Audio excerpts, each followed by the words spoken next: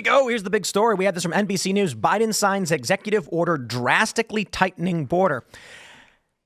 I just can't. If we, my friends, Joe Biden's executive order doesn't tighten security. It actually codifies a limit to allow illegal immigration. OK, here's how it works. You are not allowed to cross the U.S. border unless you go through a port of entry, and we track who you are and why you're coming here. We do this because there are terrorists and enemies of the state and adversarial nations and actors. And so we want to make sure cartels, drug dealers, people being trafficked aren't actually being brought across the border. Biden's executive order actually says it is now okay up to 2,500 people. The president is just doing things. Congress doesn't matter anymore. Electing Congress doesn't seem to matter anymore. And I'll tell you this, I am furious because, look, all we ever seem to get is maybe one or two strongly worded letters from members of Congress. And I'm just outraged because where's number 3? If we can just get one more strongly worded letter, maybe Biden would finally stop violating the law and the Constitution, and maybe this country would get on track. I'm hoping number 3 will do it. But short of that, all we can do here is whinge on the internet and tell you once again that we've woken up. The Democrats have done something blatantly illegal. Nothing is being done about it. And now we're going to go to bed. And when we wake up tomorrow, it'll be the exact same. Groundhog Day. Groundhog Day every day. Bill Murray. I'm just not as funny. I got to be honest, man. It gets harder and harder every morning. I'm not joking. The morning segment, I do the Tim Pool Daily Show, the podcast, and I wake up in the morning and I'm like, this is the same story from yesterday, just slight variation. Democrats do illegal thing. I don't know how much I can add to that. Hey guys, it's 10 a.m. The Democrats have done an illegal thing again, and there's no more context to add because I've said all the context. So have a nice day, and I'll see you at 1 p.m. If you feel like really bashing your head against the wall, you could get on the internet and debate with people about whether or not he's actually doing an illegal thing, because there are plenty of people out there that unironically say, no, this is perfectly fine. This is good. This is the proper procedure. These are actually good. The charges are okay.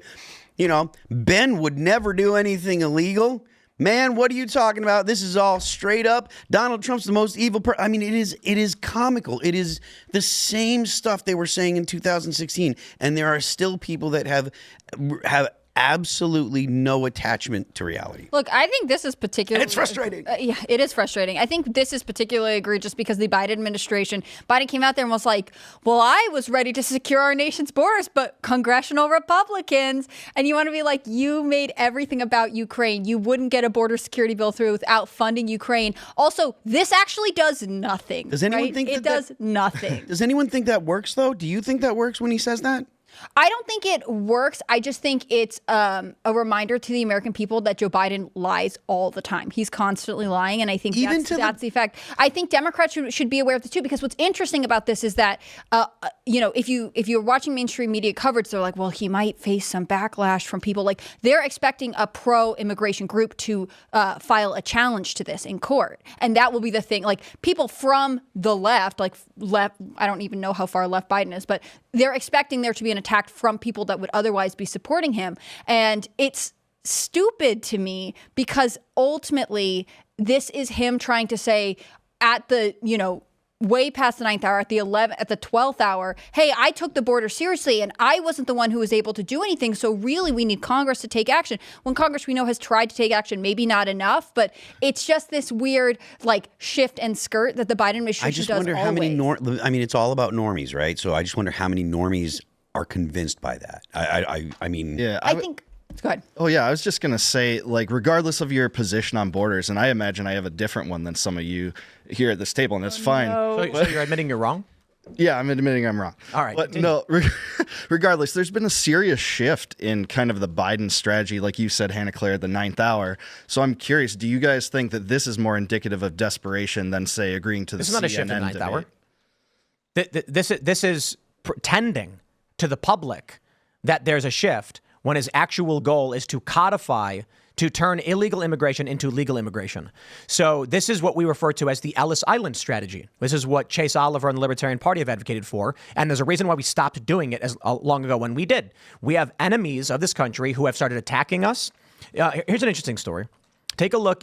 Did you guys know that there's a secret room in Grand Central Station? Where? The main switch that controls the trains is hidden in a secret room that doesn't have a direct access to. It's really amazing because we feared during World War II that someone would come into this country, one person could come in, and if they took a wrench and they stuck it in that machine, the entire train system shuts down, dramatically hindering the U.S. economy.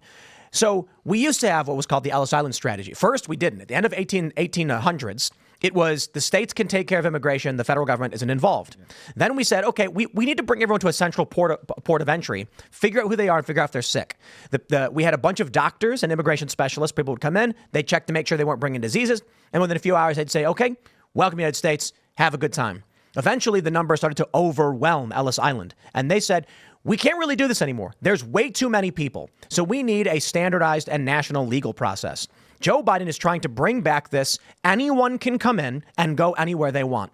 Anyone who's paid attention to the past 20 years knows this does not work.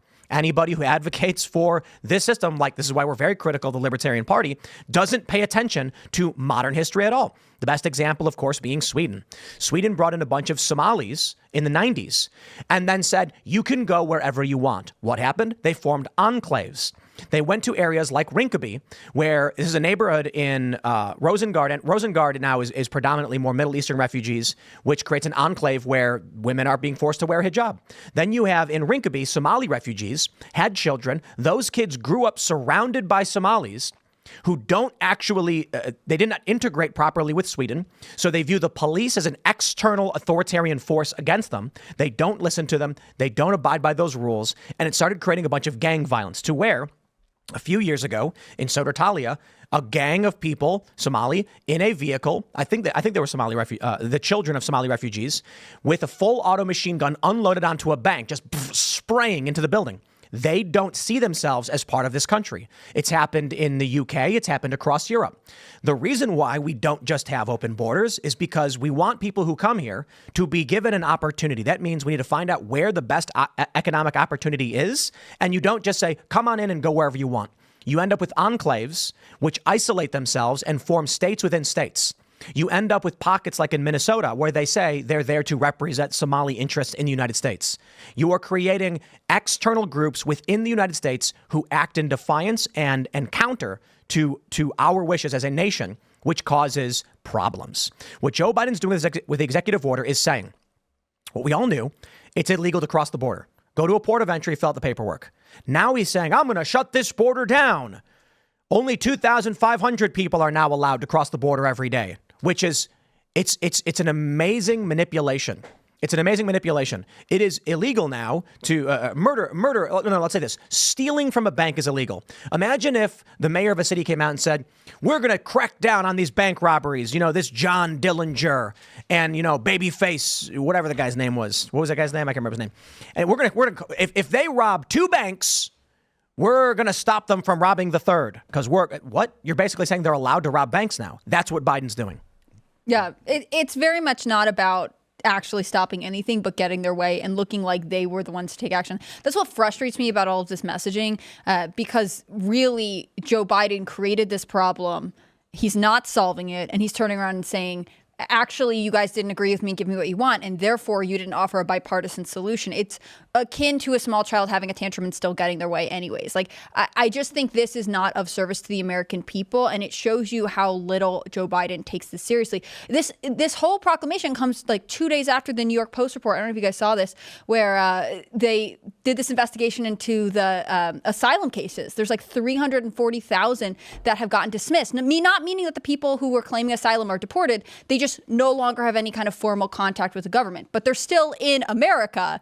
They're just sort of in a limbo position, making it, you know, easier for them to live in between. And people say, oh, well, they can't get work permits. Like, they're here illegally. That's not true. They're getting work permits. Yeah, I know. This is the claim, though, because they're outside of the asylum. They're like, oh, well, now there's all kinds of... No, there's not. They're just here illegally doing the same thing as every other illegal immigrant. And this was something... It's essentially mass amnesty that the Biden administration has slipped by and is trying to ignore. Like, this is what's so frustrating, which is that the Biden administration caused this problem. Troy Niels had this statement today, Congressman Troy Niels from Texas, where he was like, all he had to do was leave what Trump had established in place and we would be okay. And instead, they made the frustrating thing. The politicking that has gone on since the Trump administration in the attempt to just signal that Trump was wrong. Consequences be damned. Reality be damned, right? All we have to do is negative Trump policy. That will automatically be good. That is because almost the entirety of the Democrat Party is completely consumed by their ideology. You cannot believe that Donald Trump is actually like a Nazi, right? Like, you can't actually really believe that. They're insane people. Take a look at the tweet from Jenny Terr. Migrants in any of the following categories are exempt from Biden's asylum restrictions: unaccompanied minors, those who claim credible fear, those who come from countries that won't accept deports like China, those with medical emergencies, and trafficking victims. Mexico doesn't accept deportees. None of that stuff sounds unreasonable. I mean, no. The issue is his executive action is an opportunity for him to go on TV and say the Republicans have blocked me, so I'll do it by executive order. I'm securing the border. And all of his ignorant and naive voter base, default liberals, go, oh, see, he's getting stuff done. And what they don't realize is everything he's doing emboldens illegal immigration. Well, the credible fear qualifier seems like it could be the most ambiguous thing of all time, right? Of course. Yes, intentionally. Thanks for watching this clip from Timcast IRL. Make sure to check out the live show Monday through Friday at 8 p.m. on this channel. Subscribe, and we'll see you all there.